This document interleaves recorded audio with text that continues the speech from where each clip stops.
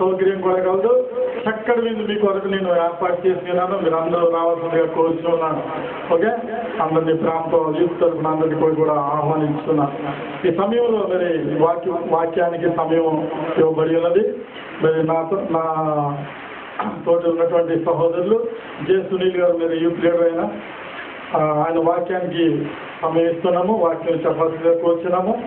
వాక్యం కొరకు ప్రార్థన ఆదప్రసాద్ గారు మీరు బయట ఉండి ఉన్నారు. మీరు 8 నిమిషం మొత్తం ఆదప్రసాద్ గారు రావాల్సిందిగా కోరుచున్నాము. వాక్యం కొరకు ప్రార్థన ఆదప్రసాద్ గారు వాక్యం కొరకు ప్రార్థించడై ఉన్నారు. రావాల్సిందిగా కోరుచున్నాము.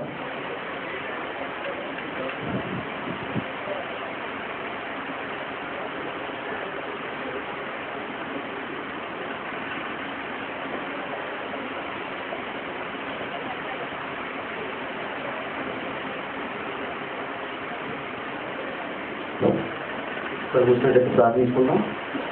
నమ్మకమైన దేవ, గొప్ప దేవుడ, ఆశ్చర్యగాడ, అద్భుతగాడ, ఆలోచనకర్త, మహిళల దేవ, నీకు మహిమ ఘనత ప్రవర్తిస్తున్న ప్రభా, ఈ మధ్యాహ్నకాల సమయంలో ప్రభా, యవనస్తుల ప్రభా, నీ యొక్క యూత్ ప్రేరి ప్రభా, నీ దేవుచుండే ప్రభావం దీని మధ్య ఉన్న విధానాన్ని బట్టి నీకు వందనాలు ప్రభా. ఆశ్చర్యగాడ దేవ ప్రభా, ఎంతమంది బిడ్డలు ప్రభా, నిన్ను ప్రభా ఏ మాటి చూసినట్టు మాటిలో నా తండ్రి ప్రభా, హృదయ రహస్య దేవుడు నా తండ్రి ప్రభా, నువ్వు నీ చిత్తమైతే ప్రభా వాళ్ళకున్న అవసరాలు తీర్చుకుని అడుగుతున్నాం ప్రభా. ఇంకా ప్రభా నీకు కొన్ని బిడ్డలు ప్రభా సమయానికి రాలేకపోతున్నా ప్రభా, ప్రతి బిడ్డతో సమయం చూడుకుని రామని కూడా అడుగుతున్నాం ప్రభా. అదేవిధంగా ప్రభా ఈ యొక్క ఎవరైనా తల్లిదండ్రులను బట్టి ప్రభా నీకు వందనాలు ప్రభా. ఇచ్చిన ప్రభా ఈ యొక్క సమయాన్ని బట్టి కూడా నీకు వందనాలు ప్రభా. అలాగే ప్రభా ఆ యొక్క బిడ్డ ప్రభా ఏ వాక్యం అయితే ప్రభా అందించినారు ఎన్నో దేవుడు నా తండ్రి ప్రభా. నీ చిత్తమైతే కంటారు బోరగా వాడుకోమని అడుగుతున్నాం ప్రభా. మాకు కావాల్సిన వాక్యం మాకు అందించమని అడుగుతున్నాం ప్రభా. నీ చిత్తమైతే వాక్యం ప్రకారం ప్రభా నీ జీవితంలో సహాయం చేయమని కూడా అడుగుతున్నా ప్రభా. చూసిన ప్రతి బిడ్డను ప్రభావ మీరు దీవించండి, కాచి కాపాడండి ప్రభావ. ఎంతో ఎండ ఉన్నప్పటికీ ప్రభా నీ ప్రేమ లేదు ప్రభావ. ప్రతి బిడ్డ ప్రభావ నీ సన్నిధికి వచ్చినట్టుంది ప్రభా. వచ్చిన ప్రతి బిడ్డని ప్రభావ వచ్చిన పంపకుండా ప్రభావ వాళ్ళకి కావాల్సినటువంటి అవసరం తీర్చమని అడుగుతున్నాం ప్రభా. వాళ్ళ కుటుంబాలు దీవించమని అడుగుతున్నాం ప్రభా. భర్తలు దీవించండి, బిడ్డలు దీవించండి ప్రభా. అలాగే ప్రభా మా యవన సహవాసం ఇంకా ప్రభావ అభివృద్ధి మూర్తికి దీవించమని ప్రభా. ఇంకా ప్రభా అది కొన్ని బిడ్డల ప్రభావ వచ్చి ప్రభా యవన సహవాసాలు ప్రభా అభివృద్ధి పట్ల సహాయం చేయమని ప్రభా. వచ్చిన ప్రతి బిడ్డలు దీవించమని ప్రభా. ఈ శిల్పాన్ని ప్రార్థన చేసుకోమని ప్రభావ దేశం బ్రతమని పొందండి. సమయంలో మరి సునీల్ గారిని ప్రాంతంలో వాక్య పరిచయం చేయడానికి ఆహ్వానిస్తున్నాం.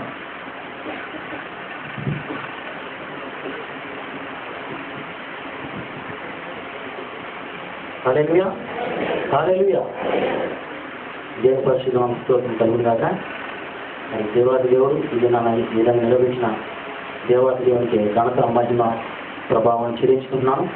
అదేవిధంగా మరి అవకాశం అనుగ్రహించిన మన అపోస్తుల గారికి, మరి సంఘ కాపర్లకు, పెద్దలకు, పరిచారకులు ప్రతి ఒక్కరికి నా హృదయపూర్వక వందనాలు తెలియజేస్తూ కూడొచ్చిన మీ అందరికీ ప్రభువైన యేసుక్రీస్తు నామములో శుభములు తెలియజేస్తున్నాను. మరి ఎందుకు పనికిరాని నన్ను మరి ఈ విధంగా నిలవడానికి అయోగ్యుడైన నన్ను మరి ఎవరంత అవసరంలో మరి నిలబెట్టి నాయకుడిగా ఈ విధంగా పరిశుద్ధాత్మ దేవుడు ఈ విధంగా నిలబెట్టిన దేవాది దేవునికే ఘనత మహిమ ప్రభావం చెల్లించుతున్నాను. మరి దేవుడి వాక్యంలోకి మనం వెళ్దాం. ఒక వ్యక్తి ట్రైన్లో ప్రయాణం చేస్తున్నాడు. దూర ప్రయాణమై వెళ్తున్నాడు ఒక వ్యక్తి. అతను ఒక క్రైస్తవుడు. అయితే ఆ వ్యక్తి మరి దూర ప్రయాణమై వెళ్తుండగా మరి ట్రైన్లో మనకి తెలిసి ఏ విధంగా ఉంటుందో మరి దాంట్లో కూడా కొంతమంది ఎక్కి ఉన్నారు. మరి ఆ సహోదరుడు ఎక్కిన వెంటనే అందరికీ చేతులు కలిపి మరి ఆయన స్థానంలో కూర్చున్నాడు. మరి ఆ ట్రైన్లో ఆ బోగిలో ఇంకా అనేక మంది ఉన్నారు. మరి అనేక మంది యవనస్తులు ఉన్నారు. అయితే కొంత దూరం వెళ్ళేసరికి మరి ఈ క్రైస్తవుడు అనే వ్యక్తి మరి అతని సంచిలో ఉంచి మరొక పుస్తకం తీసి చదవడం మొదలుపెట్టాడు. కొంత దూరం వెళ్ళిన తర్వాత అతనితో పాటు ప్రయాణిస్తున్న కొంతమంది మరి వాళ్ళు కూడా బ్యాగ్లో ఉంచి వారు పేక ముక్కలు తీసి వారు ఆడటానికి ప్రారంభించారు. అయితే వాళ్ళు అడుగుతున్నారు అతన్ని, ఆ వ్యక్తిని అడుగుతున్నారు మాతో పాటు ఆడుమని వాళ్ళు అతన్ని అడిగినప్పుడు ఆ వ్యక్తి ఆ క్రైస్తవుడు ఏం చెప్తున్నాడంటే నాకు చేతులు లేవు అని చెప్తున్నాడు. అయితే వారికి ఒక్క క్షణం వారికి అర్థం కాలేదు. వచ్చి మాకు సెకండ్ ఇచ్చాడు, మరి పుస్తకం కూడా బాగా చదువుతున్నాడు, పేపర్ తిరిగేస్తున్నాడు, ఏ చేతులు ఏమన్నాడు మనకి ఇదంతా కొద్దిగా మెంటలా అని వాళ్ళు ఒకసారి ఆలోచించి మరి ఒకసారి అడిగినారు. అడిగితే ఈ చేతులు నావి కాదు అని అతను సమాధానం చెప్పినాడు. వాళ్ళకి ఒక్క క్షణం వారికి అర్థం కాలేదు. వారు అతను అడుగుతున్నారు, నీకేమైనా మెంటలా, నీకు చెప్తే ఆడతానే ఆడవు, లేకపోతే ఆడని చెప్పు, అంతేగాని నువ్వు ఇదే మాట్లాడుతున్నావు అన్నప్పుడు ఆ వ్యక్తి మరి అతనికి చెప్తున్నాడు, ఒకప్పుడు ఈ చేతులతో నేను ఆ భార్య బిడ్డని ఎంతో హింసించి ఉన్నాను, ఈ చేతులతో అనేక మందిని నేను చావుకొట్టి ఉన్నాను, మరి ఈ చేతులతో నేను జూదం ఆడి మరి నా జీవితాన్ని పాడు చేసుకున్నాను, ఈ చేతులతోనే మరి నేను మరి మందు తాగి నేను ఎంతో మరి నా జీవితాన్ని పాడు చేసుకున్నాను. అయితే నన్ను మరి 2000 సంవత్సరాల క్రితం ఒక వ్యక్తి మరి తన ప్రాణం పెట్టి రక్తం చిందించి నన్ను కొని ఉన్నాడు. ఇప్పుడు నేను నా సొత్తు కాదు, నేను విలువ పెట్టి కొనబడిన వాడనే వ్యక్తి చెప్తున్నాడు. మరి మనం చదువుకునే వాక్యం చూసాము, మీ దేహము దేవుని వల్ల మీకు అనుగ్రహింపబడి మీలో ఉన్న పరిశుద్ధాత్మకు ఆలయమే ఉన్నదని మీకు తెలుగుదా అని ప్రశ్నిస్తున్నాడు.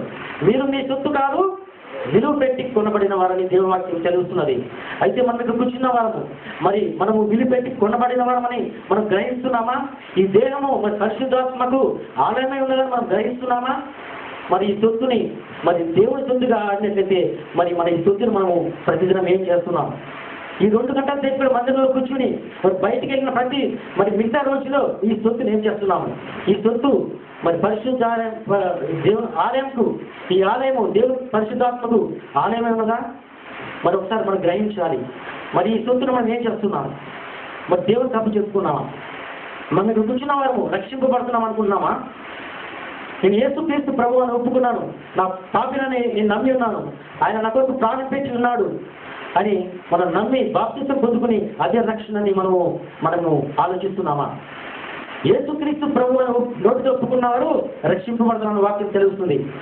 అంటే నోటితో ఒప్పుకోవడం అంటే ప్రభు అని, ఆయన మనకు ప్రభువుగా ఉండాలని, ఆయన మనకు ప్రభు అయితే, ఆయన మనకి ఓనర్ అయితే మరి మన దేహముకు మరి ఎవరిది మరి దేవుడిదా మనదా అని గ్రహించాలి. మన దేహముకు ఆయన ప్రభు అయినప్పుడు ఈ సొత్తు ఎవరిది? ఆయన దాన్ని గ్రహించినప్పుడే మనము రక్షింపబడతాము. కేవలం మనం నోటి ఒప్పుకుని మన ఇష్టానుసారంగా జీవించినట్లయితే మనం ఆయన సొత్తుగా ఉండము. మరి ఈ ఆలయం ఆయనకు మరి పరిశుద్ధాత్మకు ఆలయంగా ఉండాలనేసి దేవుని వాక్యం చెప్తున్నది. మరి ఏ విధంగా మనం ఉంటున్నాము? మరి ప్రభు అయిన యేసుక్రీస్తు నా పాపం నిమిత్తము ఈ లోకానికి వచ్చి ఆయన నా పక్షంగా నా స్థానంలో ఆయన మరణించి ఉన్నాడు. ఆయన సిలువకు కొట్టబడి ఉన్నాడు. ఆయన సిలువకు కొట్టబడ్డప్పుడు నేను ఆ సిలువకు కొట్టబడ్డాను. ఆయన మరణించినప్పుడు నేను మరణించున్నాను. ఆయన పాతాళానికి వెళ్ళినప్పుడు నేను పాతాళానికి వెళ్ళినాను. ఆయన సాతాను శక్తులు ప్యారలైజ్ చేసినప్పుడు, అంటే సాతాను శక్తులు లయపరిచినప్పుడు, జయించినప్పుడు నేను కూడా జయించాను. ఆయన తిరిగి లేచినప్పుడు నేను కూడా ఆయనతో పాటు లేచినాను. ఆయన పరలోకంకి వెళ్ళినప్పుడు నేను కూడా ఆయనతో పాటు పరలోకంకి వెళ్ళినాను. ఇప్పుడు నా జీవము దేవుని యందు దాచబడి ఉన్నది అనేసి ఎప్పుడైతే మనం గ్రహిస్తామో అప్పుడే మనము నిజమైన క్రైస్తవులుగా ఉంటాము. మీ జీవం, నా జీవము మరి దేవుని యందు దాచబడి ఉన్నదా? మరి ఎవరి దగ్గర ఉన్నది మన జీవము? సైతాన్ దగ్గర ఉన్నదా మన జీవము? దేవుని యందు దాచబడి ఉన్నదా? ఒకసారి గ్రహించవలసిన కోరుచున్నాను. మన సొత్తు కాదు, ఆయన విలువ పెట్టి కూడా మనము ఆయన వాడడం కాబట్టి మరి ఏ విధంగా మనం వచ్చినాము? మనం రక్షింపబడ్డామా? రక్షింపబడిన వారికి జీవిస్తున్నామా? కేవలము వచ్చి మనం ఆరాధించి వెళ్ళిపోతున్నామా? మరి దేవుని వాటిని చూసినట్లయితే మరి యేసుక్రీస్తు మన స్థానం వహించాడని మనం చూసాము. అదే పరిస్థితి చూసినట్లయితే 3 అధ్యాయము 1వ వచనము నుంచి 3వ వచనం చదివినట్లయితే, ఓకేమ్మా, మీరు క్రీస్తులో కూడా లేపబడిన వారైతే పైన వాటిని వెలుగుడి, అక్కడ క్రీస్తు దేవుని కుడిపార్శ్వంలో కూర్చుంటున్నాడు. పైన వాటి మీదే కానీ భూ సంబంధమైన వాటి మీద మనసు పెట్టుకొనబడి, ఎలాగనగా మీరు మృతి పొందితే మీ జీవము క్రీస్తుతో కూడా దేవుని యందు దాచబడి ఉన్నదని దేవుని వాక్యం చెప్తున్నది. మనము పైన వాటినే వెతకాలంట. ఎందుకంటే మనము మృతి పొంది ఉన్నాము, మనము పైన వారము, మనము ఈ భూలోక సంబంధం కాదనేసి మన జీవము క్రీస్తు ద్వారా దేవుని యందు దాచబడి ఉన్నదనేసి దేవుని వాక్యం చెప్తున్నది. మరి మనం ఏ విధంగా జీవిస్తున్నాము? మరి మన సొత్తు మరి ఆయన సొత్తుగా ఉంటున్నామా? కేవలం మరి మన సొత్తుగా మన ఇష్టానుసారంగా జీవిస్తున్నామా? మనము మృతి పొందాము, మన జీవము దేవుని యందు దాచబడి ఉన్నదనేసి మనం విధానాన్ని గ్రహించాలి. ఆ విధంగా గ్రహించినట్లయితే మనము ఆధ్యాత్మికంగా మరి క్రైస్తవులుగా జీవించగలమని దేవుని వాక్యం చెప్తున్నది. అదేవిధంగా వాక్యం చూసినట్లయితే మనము గలతీ పత్రిక 5వ అధ్యాయము 16వ వచనం మనం చూసినట్లయితే ఆత్మానుసారంగా నడుచుకుని అప్పుడు మీరు శరీరేచ్ఛను నెరవేర్చడానికి దేవాక్యం చెప్తుంది. మనం ఎప్పుడైతే మన చుట్టూ ఆనందం ఉన్నదనేసి గ్రహించినట్లయితే మన ఆత్మానుసారంగా మనం నడిచినట్లయితే మరి శరీరేచ్ఛలను నెరవేర్చమని దేవాక్యం చెప్తుంది. ఇంకా మనం శరీరేచ్ఛలను నెరవేర్చుకుంటున్నామంటే శరీరానుసారంగా జీవిస్తున్నట్లయితే ఇంకా మనము శరీరానుసారంగా దేవాక్యం చెప్తున్నది. రోమా 8:14 దేవాక్యం చెప్తుంది కదా, దేవుని ఆత్మ చేత ఎందరూ నడిపింపబడుదురో వారందరూ దేవుని కుమారులై ఉందరు లేక కుమార్తెలై ఉందరు అని దేవాక్యం చెప్తుంది. మనం దేవుని కుమార్తెలుగా ఉన్నామా లేక ఏ విధంగా మనం ఉన్నాము ఒకసారి మనం గమనించవలసింది కోరుచున్నాము. మనం దేవుని కుమారులమైతే ఆయన ఆత్మ ద్వారా నడిపించబడాలి. మరి ఆయన ఆత్మ ద్వారా నడిపించబడుచున్నామా? మనం ఒకవేళ ఆయన ఆత్మ ద్వారా నడిపించబడకపోతే మనము దేవుని కుమారులు కాదని దేవుని వాక్యం చెప్తున్నది. అదేవిధంగా రోమా 8:5 వాక్యం చెప్తుంది కదా, శరీరానుసారులు శరీర విషయముల మీద మనసుంచుడు, ఆత్మానుసారులు ఆత్మ విషయం మీద మనసుతురు. శరీరానుసారమైన మనసు మరణం, ఆత్మానుసారమైన మనసు జీవమును సమాధానం నేను దోషిస్తున్నది.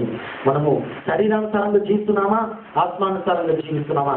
శరీరానుసారమైన మనసు మరణం అంట. శరీరానుసారం మనసు నిత్యం నరకము, అక్కడ ఏడుపును పళ్ళు కొరుకుటే ఉండును. మరణం అంటే నిత్యం నరకాగ్ని, అక్కడ వేదన నిత్యము వేదన పరిచే అక్కడ స్థలం అది. మరి మనం శరీరానుసారంగా నడిచినట్లయితే మనం అక్కడ నిత్య నరకాగ్నిలో ఉంటాము. అయితే ఆత్మానుసారంగా నడుచుకున్నట్లయితే జీవమును సమాధానము, నిత్య జీవము సమాధానంతో దేవునితో మనం కలిసి ఉంటామని దేవుని వాక్యం చెప్తుంది. మనం ఆత్మానుసారంగా నడుస్తున్నామా శరీరానుసారంగా నడుస్తున్నామా? ఒకసారి మనం గమనించుకోవాలి. మనము దేవుని సొత్తు, మన జీవము దేవుని దాచిబడి ఉన్నది. మనము ఆయన ఆత్మ ద్వారా నడిపించబడాలి. మనము పైన ఉన్న వాళ్ళమే కానీ భూ సంబంధం కాదని దేవుని వాక్యం చెప్తుంది. ఎప్పుడైతే మనం ఆత్మ ద్వారా నడిపింపబడతామో ఆయన కుమార్తెలుగా ఉంటాము. ఇక్కడ కూర్చున్నా మనం ఒకసారి పరీక్షించుకోవాలి. నేను దేవుని ఆత్మ ద్వారా నడిపింపబడుచున్నానా కేవలం శరీరానుసారంగా నడుచున్నానా? దేవుని మనం ఒకసారి గమనించుకోవాలి. శరీరానుసారంగా మనము నడిచినట్లయితే మనం మరణం అని దేవుని వాక్యం చెప్తుంది. దేవుడు తెలియరా మన జీవం దేవుడితో దాచిపడినది. మనం శరీరానుసారంగా మనం నడుచుకోవడానికి దేవుని వాక్యం చెప్తుంది. అదే మనం చూసినట్లయితే మనం ఆత్మానుసారంగా నడవాలని చెప్తుంది. మన ఆత్మానుసారులు శరీరానుసారులు ఇద్దరు క్రైస్తవులు మాట్లాడుకుంటున్నారు. వాళ్ళు నిజమైన క్రైస్తవులు అని చెప్పుకుంటున్నారు. అయితే ఒకసారి వాళ్ళు సంపాదిస్తుండగా వాళ్ళు దాంట్లో ఒక వ్యక్తి వాళ్ళు కొంత సమయం దేవుని వాక్యము చర్చించుకున్నారు. కొంత సమయం అయ్యేసరికి దాంట్లో ఒక వ్యక్తి క్రైస్తవుడు అని చెప్పుకుంటున్న వ్యక్తి చెప్తున్నాడు కదా, నేను మాది ఫలానా వంశం, మాది ఫలానా కులము, మీదేం కులం అని ఆ వ్యక్తి చెప్తున్నాడు. అయితే ఎదుటి వ్యక్తి చెప్తున్నాడు కదా, నేను నా జీవము దేవుని యందు దాచబడినది, నేను నా సొత్తు కాదు, నేను ఈ లోకంలో యాత్రికుడను, నేను ఒకసారేమో నేను దేవుని యందు వెళ్ళవలసి ఉన్నది, ఇది ఈ లోకంలో యాత్రికుడను, మా కులము యాత్ర కులం అని చెప్తున్నాడు. మరి శరీరానుసారమైన మనసు చెప్తుంది నాది ఫలానా వంశము, నాది ఫలానా కులం అని చెప్తుంది. అయితే ఆత్మానుసారమైన వారు చెప్తున్నారు కదా, నేను యేసుక్రీస్తుని గురించి బోధిస్తాను, మా కులము బోధ కులం అని చెప్తుంది. అదే విధంగా చెప్తున్నాడు కదా, మా కులము మేము యేసుక్రీస్తుని సువార్తను ప్రకటిస్తాము, మా కులము యేసుక్రీస్తుని ప్రకటించే సువార్తికులం అని చెప్తుంది దేవుడు ఆత్మానుసారులు. అదేవిధంగా మేము సాత్వికులము, మా కులము సాత్వికులము అని ఆత్మానుసారుడు చెప్తాడు. మేము ప్రేమికులం అనేసి ఆత్మానుసారుడు అని చెప్తుంటాడు. మరి అదేవిధంగా మేము మా కులము యాజకులము అని చెప్తుంటాడు ఆత్మానుసారుడు. మరి మనం ఏ విధంగా జీవిస్తున్నాము? మరి శరీరానుసారంగా జీవిస్తున్నామా ఆత్మానుసారంగా జీవిస్తున్నాము? మీదేం కులము అని ఒకటి అడిగినట్లయితే మనము చెప్పవలసింది మన బైబిల్లో కులాలు అయ్యండి. మనము సువార్థికులము, మనం బోధకులము, మనం సాత్వికులము, మనం ప్రేమికులము. అదే అండి మన కులము. మన కులాలతో మన శరీరానుసారంగా ఈ భూలోక సంబంధాలుగా జీవించకూడదండి. మనం క్రైస్తవులము, మన జీవము దేవుని యందు దాచబడినది. మనము ఆత్మానుసారంగా నడుచుకోవాలి. ఆత్మానుసారంగా నడుచుకోండి, అప్పుడు మీరు దేవుని కుమారులు అయి ఉంటారని దేవుని వాక్యం చెప్తుంది. మనం ఏదైనా నడుచుకుంటున్నాము, శరీరానుసారంగా నడుచుకుంటున్నామా ఆత్మానుసారంగా నడుచుకుంటున్నామా? మరొకసారి గమనించాలి మనం. అదేవిధంగా మన మాటలు ఏ విధంగా ఉన్నాయి? మన మాటలు శరీరానుసారంగా ఉన్నాయా ఆత్మానుసారంగా ఉన్నాయా? ఎబిసి 5:4 వాక్యం చెప్తుంది కదా, మీ బూతులైనను పోకిరి మాటలైనను సరస్వతులైనను ఉచ్చరింపకూడదు దేవుని వాక్యం చెప్తుంది. మనము బూది మాటలు మాట్లాడకూడదు, సరసోక్తులు, పోకిరి మాటలు మన నోటిలో ఉచ్చరింపకూడదని దేవుని వాక్యం చెప్తుంది. శరీరానుసారులు ఆ విధంగా మాట్లాడుతారని మన నోటి నుంచి అటువంటి మాటలు రాకూడదు. మనం ఏ విధంగా మాట్లాడుతున్నాం అదే నోటితో మనం దేవుని సృష్టిస్తాం, అదే నోటితో మనం దేవుని ప్రకటిస్తుంటాం, అదే నోటితో మనం హెచ్చరిస్తుంటాం. అయితే మన మాటలు ఏ విధంగా ఉన్నాయి? పరిశుద్ధాత్మ దేవుడి దీన్ని మాట్లాడుతున్నారు. మన నోటులు పవిత్రంగా ఉండాలి. ఏ విధంగా మన మాటలు ఉన్నాయి? దేవుడు ఇజ్రాయేల్ ప్రజల్ని ఆయన ఏర్పరచుకున్నాడు. బానిసల నుంచి మనం విడిపించడానికి ఒక వ్యక్తిని దేవుడు ఎన్నుకున్నాడు. ఆ వ్యక్తి మోషే. అయితే ఆ మోషే పుట్టినప్పుడు మరి ఫరో రాజు మరి ఒక కాలంలో విడుదల చేస్తున్నాడు. అక్కడ ఉన్న మగవాళ్ళందరినీ సంహరించమని. అయితే దేవుడు మరి మోషే రక్షించి మరి ఏ రాజు అయితే మరి శాస్త్రము విడుదల చేశాడో ఆ రాజులోనే మరి అతన్ని మరి పెంచడం దేవుడు మరి కార్యం జరిగించాడు. ఆ రాజులోనూ అతన్ని పెంచి మరి సకల విద్యలు నేర్పించి మరి కొన్ని సంవత్సరములకి ఆయన మళ్ళీ అతన్ని శాస్త్రీకుడిగా చేయడానికి మళ్ళీ 40 సంవత్సరాలు అరణ్యంలోకి పంపించాడు. అరణ్యంలోకి పంపించి అతన్ని శాస్త్రీకుడిగా చేసి మరి నేను నోటి మాన్యం గెలవడను అని చెప్పినాడు. అయితే అటువంటి మోషేని మరి ఇజ్రాయెల్ ప్రజల్ని బయటకు తీర్చడానికి ఒక నాయకుడిగా ఉంచి బయటికి తోడుకొని వస్తున్నాడు. మరి భూలోకమంతటిలో నమ్మకమైన వాడు, శాస్త్రీకుడు అని అతనికి బిరుదు ఇచ్చినాడు. అయితే ఆ మోషే మరి ఇజ్రాయెల్ ప్రజల్ని తోడుకొని వస్తూ మరి చివరికి వచ్చేసరికి దేవుని వాక్యం చెప్తుంది కదా, ఆయన ఆత్మను ఆ ఇజ్రాయేల్ ప్రజలు మరి శోధించినప్పుడు అతడు పెదవులతో కాని మాట పలికేలను దేవుని వాక్యం చెప్తుంది. కీర్తనలు 106:33 మనం వాక్యం చూస్తాము. మరి అటువంటి మోషే శాస్త్రీకుడుగా మరి ఆయన భూలోకంలో మరి శాస్త్రీకుడుగా నమ్మకమైన వాడుగా మరి దేవుని ప్రజలు నడిపించేవాడుగా ఆయన ఉన్న ఆ వ్యక్తిని మరి కేవలము మరి ఒక కాని మాట పలికినందుకు మరి దేవుడు చెప్తాడు, మోషే నువ్వు కానాను దేశంలో వాగ్దానం చేసిన ఆ పాలు తేనెలు ప్రవహించే ప్రదేశంలో నువ్వు రావడానికి అనర్హుడవు, నువ్వు రావడానికి వీల్లేదు, నువ్వు ఇన్ని కార్యాలు చేస్తావు కాబట్టి కేవలం మీరు కొండ మీద నుంచి నీకు చూపెడతానని మరి దేవుడు సెలవిస్తున్నాడు. అటువంటి మోషే కేవలం కాని మాట పలికినందుకు కేవలం కోపంతో అయితే మరి ఆయన వాగ్దానాలు చేతిలో వాగ్దానాలు రాసినప్పుడు కోపంతో మరి వాటిని పగలగొచ్చిన మోషే మరి కేవలము ఆ కాని మాట పలికినందుకు మరి ఆ కానాను దేశంలో ఆయన మరి దేవుడు రాలేకపోయాడు. మరి మన మాటలు ఏ విధంగా ఉన్నాయి ఒకసారి మనం పరీక్షించుకోవాలి. అధిక మాటల్లో దోషం ఉండక మానదని దేవుని వాక్యం చెప్తుంది. మనం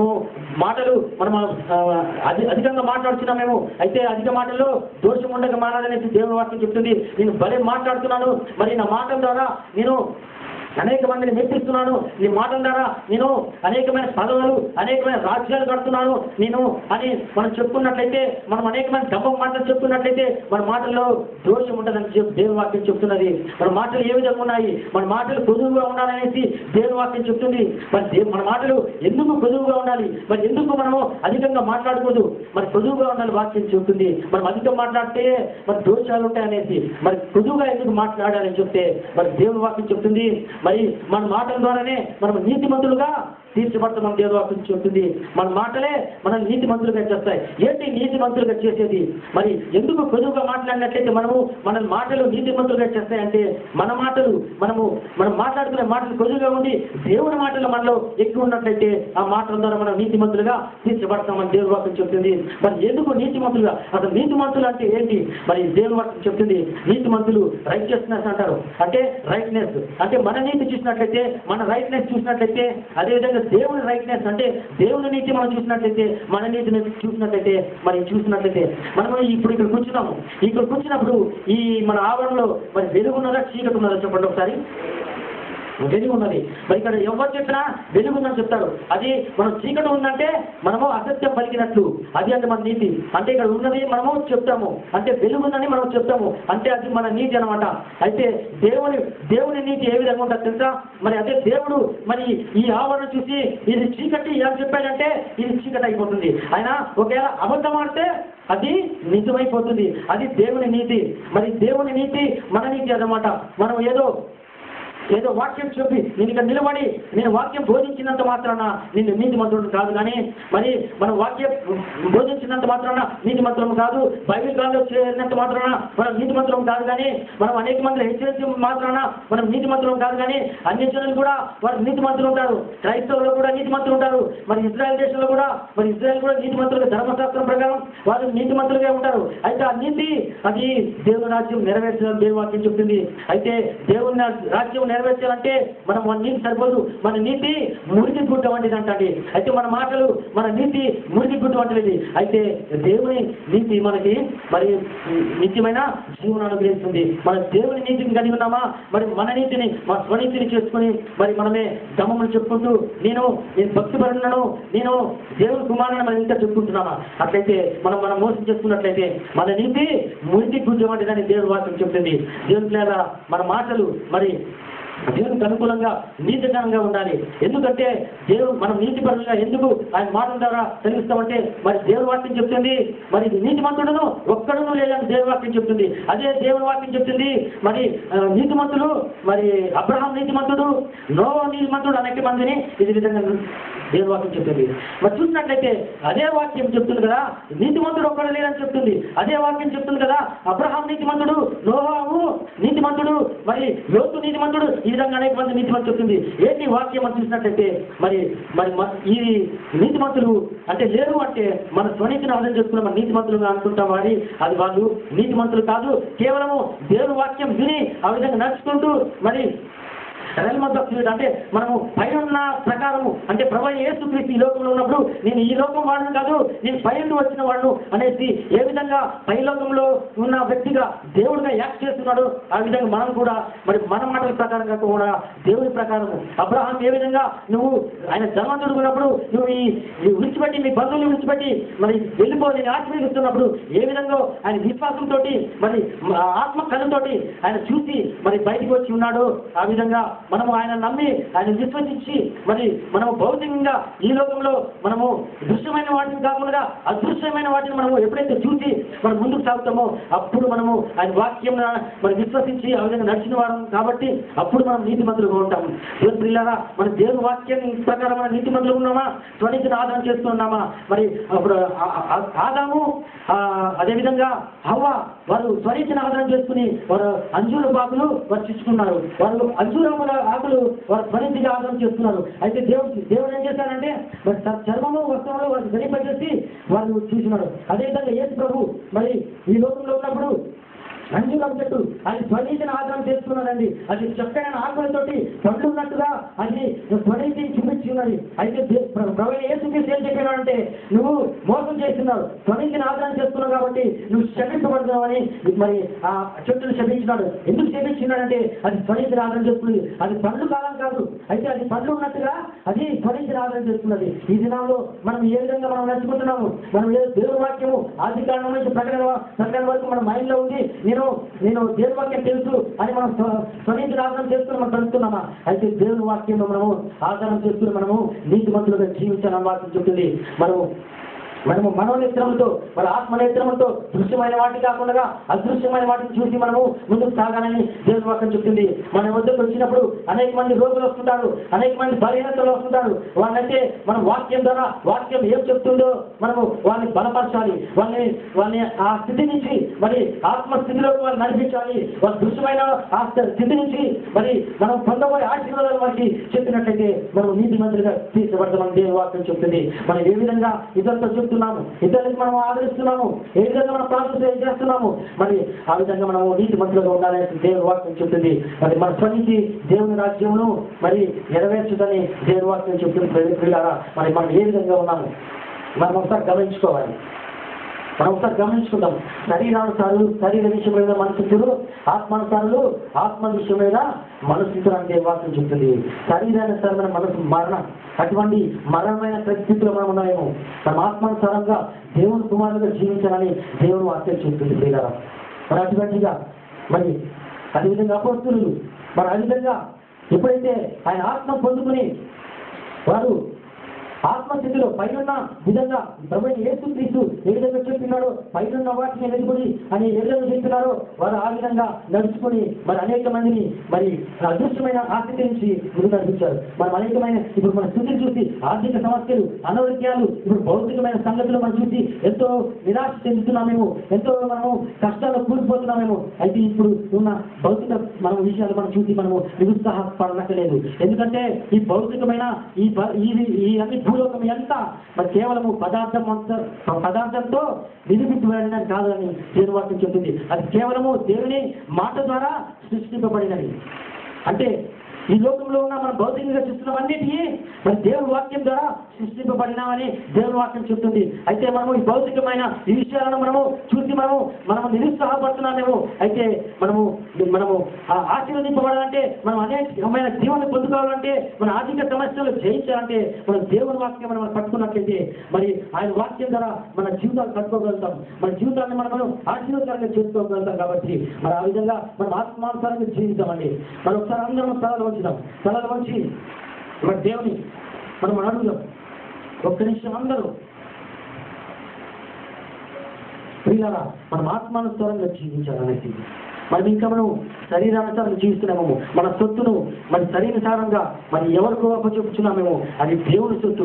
పరిశుద్ధాత్ముడు ఉండవలసిన మన దేహమును మరి ఇతరులకు మనం సమర్పిస్తున్నామేమో, మనం పాటు చేసుకుంటున్నామో. ఏమైనా పాటు చేసినట్లా నేను మిమ్మల్ని పాటు చేస్తాననేసి దేవుని వాక్యం చెప్తుంది. మరి మనం దేవుడు పాటు చేస్తాడని మనం ఎప్పుడైతే మనము ఆయన సొత్తుగా ఉండకపోతే మన ఈ దేహాన్ని, మన ఆత్మను నశింపచేస్తాడని, నరకంలో పడివేస్తాడు. అది మరణము, నిత్యం నరకాగ్ని, యుగ యుగములు మనము పళ్ళు కొరకుటయు మరియు మనం ఏడుపున ఉంటారని దేవుడు వాక్యం చెప్తుంది. మనం ఆత్మానుసారంగా నడవాలండి. దేవుని కుమారుగా జీవించాలి. కేవలం క్రైస్తవులను చెప్పుకోకుండా మనం ఆత్మానుసారంగా జీవించినట్టయితే మన దేవుడు మనల్ని ఆ విధంగా నడిపిస్తాడు. ఎప్పుడైతే మనము ఆత్మానుసారంగా జీవించాలంటే మరి ఆయన ఆత్మను కలిగి జీవించాలి. ప్రియులారా, మనం ఆత్మ కలిగి జీవించినట్టయితే మన కుమారులుగా ఉంటాము. ఆ విధంగా మనం చేస్తామండి. ఆయన ఆత్మను మనం అడిగినట్లయితే ఆయన ఆత్మ మనం సహాయం చేస్తాడు. ప్రతి కృంగని వారిని లేవనెత్తే దేవుడు, ఆయన భూమి ఆకాశములు సృజించిన దేవుడు. ఆయన మనల్ని ప్రతి దీనస్థితిలోంచి మరి ప్రతి బానిసత్వంలోంచి, ప్రతి శ్రమలోంచి లేవనెత్తే దేవుడు అండి. మరి అటువంటి దేవుడును మనం కలిగి ఉన్న మనము ఇంకనూ శరీరానుసారంగా జీవిస్తున్నామేమో. మరి భయంకరమైన పరిస్థితిలో ఉన్నాము. మరణదూత మన వెంబడే తిరుగుతుందండి. ఎప్పుడైతే మనము దానికి స్థానం ఇస్తామో మరి దేవుడు మనల్ని మన పక్షంగా అడ్డం ఉన్నాడు. కాబట్టి ఆ మరణదూత మన ప్రాణం తీసుకోకుంటుంది. ఒకవేళ మన మరణదూత ఎప్పుడైతే మన ప్రాణం తీసుకుంటుందో మనం కళ్ళు తెరిచి చూస్తే మనం ఏ స్థితిలో ఉంటాము, మన జీవం ఎక్కడ ఉన్నది, క్రీస్తులో మన దేవుని యొక్క మనం దాచిపడి ఉంటే మనము నిత్య జీవం గలవారు ఉంటామండి. మీకు వాళ్ళ మరణదూత మరి తీసుకెళ్ళినంటే మన జీవము సాతానులో ఉన్నట్లయితే మనము నిత్య నరకాగ్నికి పాల్గొంటామండి. మరి చూడండి, భయంకరమైన స్థితిలో ఉంటాము. ఇప్పుడే ఉండి మరి క్షణంలో మనం నశించిపోయే ఇటువంటి దేహమును మనం ఎందుకండి క్రీస్తు కప్పు చెప్పుకోలేదు. మన దేవుని కప్పు చెప్పుకుందాము. ఆయన పరిశుద్ధాత్మ దేవుడు మనకు సహాయం చేస్తాడండి. హల్లెలూయా. గొప్ప దేవుడు మీకు సహాయం చేసే దేవుడు. ప్రతి ఒక్కరు అడుగుదామండి. ఎవరు కన్నులు తెరవద్దు. ప్రతి ఒక్కరు అడిగినట్లయితే దేవుడు గొప్ప కార్యం చేస్తాడండి. మనం బలహీనము, శరీరము బలహీనం కానీ ఆత్మ సిద్ధమే కానీ శరీరం బలహీనం అని చెప్తుంది. మనం బలహీనమైన శరీరం దేవుడు కప్పు చెప్పుకున్నట్లయితే దేవుడు మనకి కార్యం చేసే దేవుడు. ప్రతి ఒక్కరము హల్లెలూయా. ప్రతి ఒక్కరు అడుగుదాం. గొప్ప దేవుడు మనకు సహాయం చేసే దేవుడు అని ప్రతి ఒక్కరు అడుగుదాం. దేవుడు మనల్ని ఆత్మతో నింపి మనం ఆత్మానుసారంగా చేపట్టే దేవుడు. మనం ఇంకా శరీరం సాధనగా జీవిస్తున్నామేమో. ప్రతి ఒక్కరు అడుగుదాం. నానా శరీరం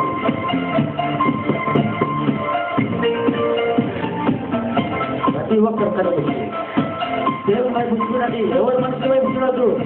మన మనుషుల వైపు చూసినట్లయితే పడిపోతాము. దేవుడు ఆత్మ, ఆయన ఆత్మ మందం ప్రతి ఒక్కరు కలుపుకోండి. ఎవరు కలుపుకోండి.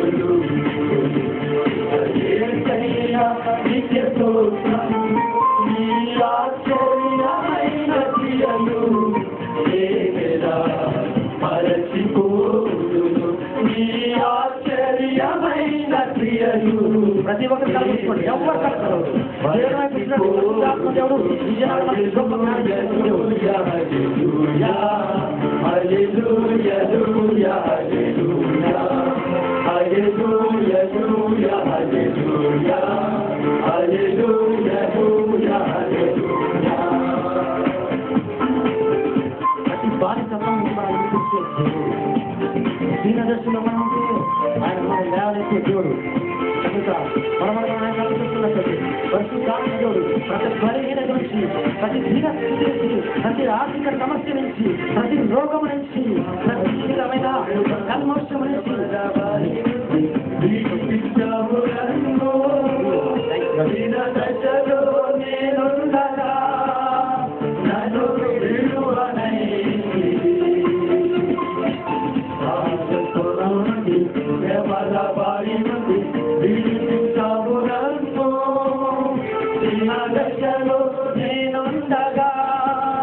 నన్ను విడువనై ఆకాశములు ఏసయ్యా నీకే స్తోత్రం ఆకాశములు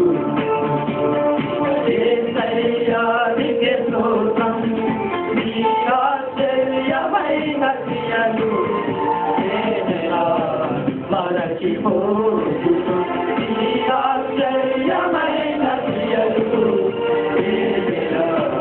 మరచిపోదు హల్లెలూయా హల్లెలూయా హల్లెలూయా హల్లెలూయా ప్రతి ఒక్కరు హల్లెలూయా హల్లెలూయా హల్లెలూయా హల్లెలూయా హల్లెలూయా హల్లెలూయా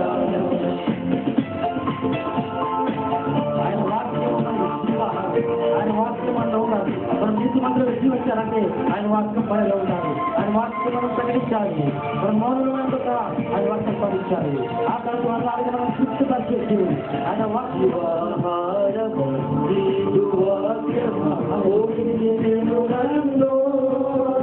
ఆకలితో లాడగా నన్ను తృప్తిపరచితివి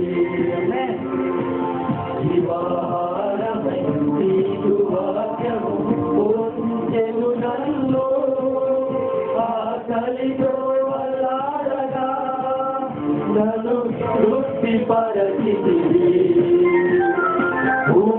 భూమ్యాకాశములు యేసయ్యా నీకే స్తోత్రం భూమ్యాకాశములు యేసయ్యా నీకే స్తోత్రం నీ ఆశ్చర్యమైన క్రియలు ఎలా మరచిపోదు నీ ఆశ్చర్యమైన క్రియలు ఎలా మరచిపోదు హల్లెలూయా హల్లెలూయా హల్లెలూయా హల్లెలూయా హల్లెలూయా హల్లెలూయా హల్లెలూయా హల్లెలూయా హల్లెలూయా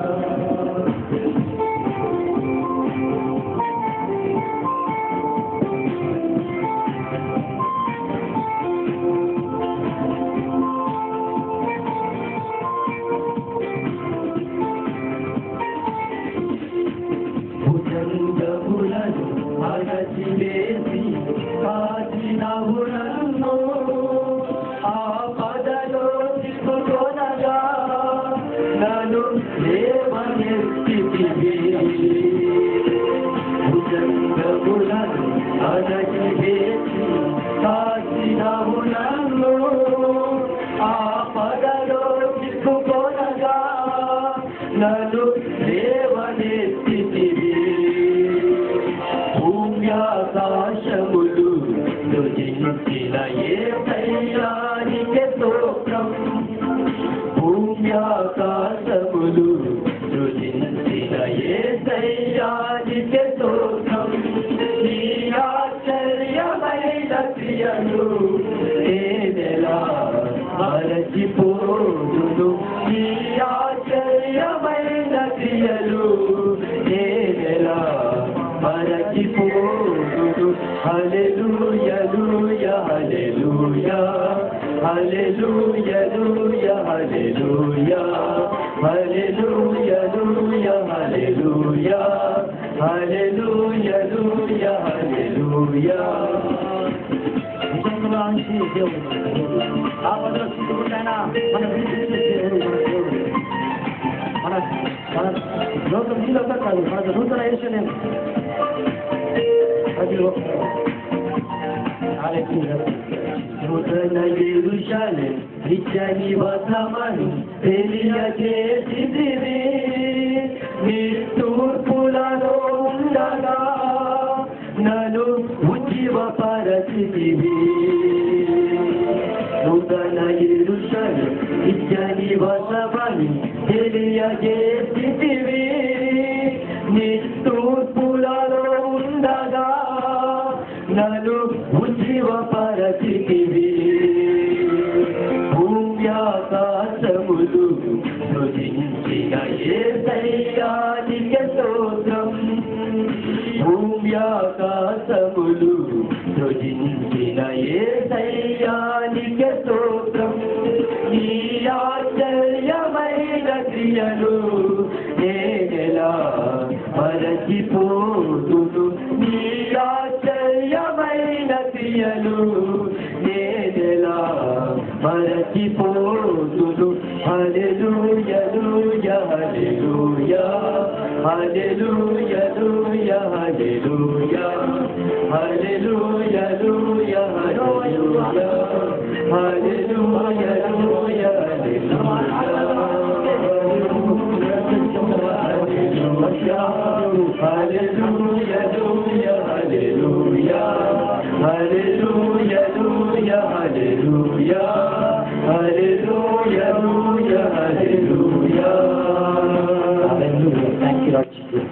గొప్ప దేవాన్ని మర్చిపోతాను. మా మధ్యకు వచ్చిన ఆయన మేము శరీరాలు మా మనసు ఆత్మానుసారులు మా అని ఒకసారి ప్రశ్నించి ఏ స్థితిలో ఉన్నామో మీరు ఒకసారి తెలియజేసిన గొప్ప దేవుడు తండ్రి. నాన్న మమ్మల్ని మేము స్థుతిగా చెప్పుకుంటున్నాం దేవా.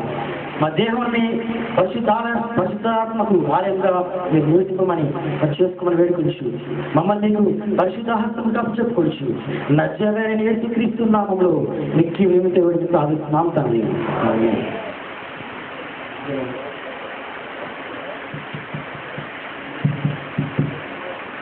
ప్రియమైన సంగమా, ఇంతవరకు దేవుడు ఎవరితో నిలబెట్టుకున్నవాడే కనుక దేవి వాక్యం ద్వారా ప్రత్యేకమైన రీతిలో మనతో మాట్లాడి ఉన్నారు. మీ దేహము దేవుని వల్ల అనుగ్రహం పడి దేవునికి మీలో ఉన్న పరిశుద్ధాత్మక ఆలయం అన్నదని తెలియదు కదా.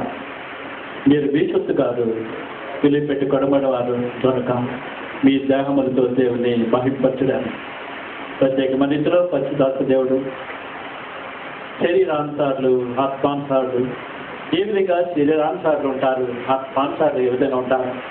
శరీరానుసారమైన మనుషులు ఏ విధంగా శరీర సంతోషం కొరకు కార్యాలు చేస్తారు. ఆత్మానుసారమైన మనుషులు దేవుడు సంతోషపరిచే రీతిలో ఉంటారు. అయితే మనము దేవుడు సంతోషపరచాలనుకున్నామా లేక మానము సంతోషపరచాలనుకున్నాము?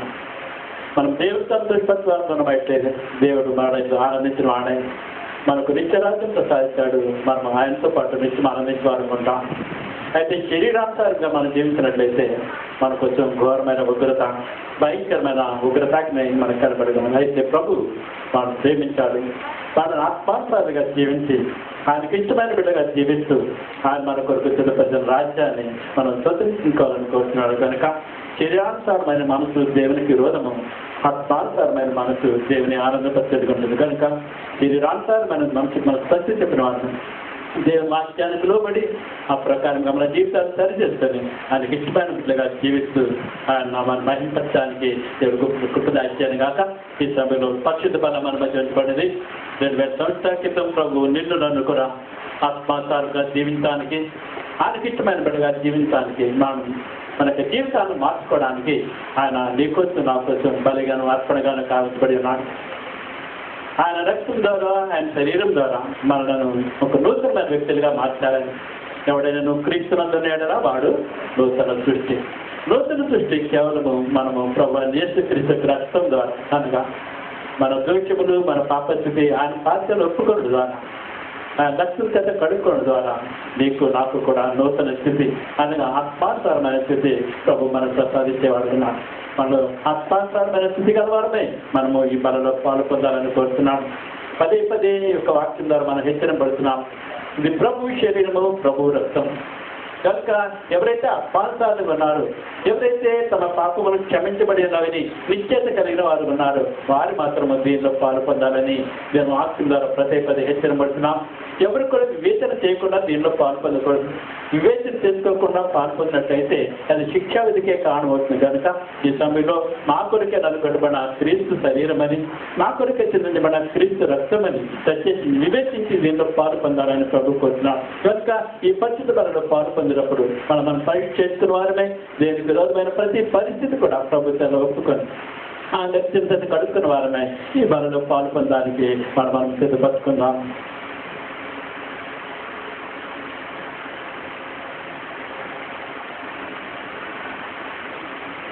ప్రభు యేసు తలపగించబడిన రాత్రి ఒక రొట్టె వేసుకొని కృతజ్ఞత చెల్లించి దాన్ని విరిచి మీ కొరకే వినబడిన నా శరీరము మీ దీనిలో పాల్పొందినప్పుడల్లా నన్ను జ్ఞాపకం చేసుకుంటే దీన్ని చేయడం చెప్పాను. ఆ ప్రకారమే భోజనమైన పిమ్మట ఆయన ఒక పాత్ర ఎత్తుకుని వాడే ఇది మీ కొరకు అనేకులు క్షమాపణ కొరకు చెల్లించబడిన క్రొత్త నిబంధన రక్తం మీ దీనిలో పాల్పొందినప్పుడల్లా నన్ను జ్ఞాపకం చేసుకుంటే దీన్ని చేయడం చెప్పాను. మీరు ఈ రొట్టెలు తిని పాత్రలో పాల్పొందినప్పుడల్లా ప్రభుత్వ పర్యంతం ఆయన మరణాన్ని ప్రచురించేస్తున్నారు. ప్రార్థన చేసుకుందాం. ప్రేమ కలిగిన తండ్రి, ప్రియమైన ప్రభావ, పరిశుద్ధమైన దేవ, మీ ఘనమైన నామబడి మీకు తెలుస్తాం. 2000 సంవత్సరాల క్రితం మీరు మనం ప్రేమించిన వారేమో ప్రభా తండ్రి, మేము పాపంలో అపరాధంలో పడి సత్తి నశించిపోతున్న సమయంలో మమ్మల్ని ప్రేమించి ఆ ఘోరమైన ఉగ్రతను తప్పించాలని మా ప్రభా మీరే లోకంలోకి వచ్చిన వారే.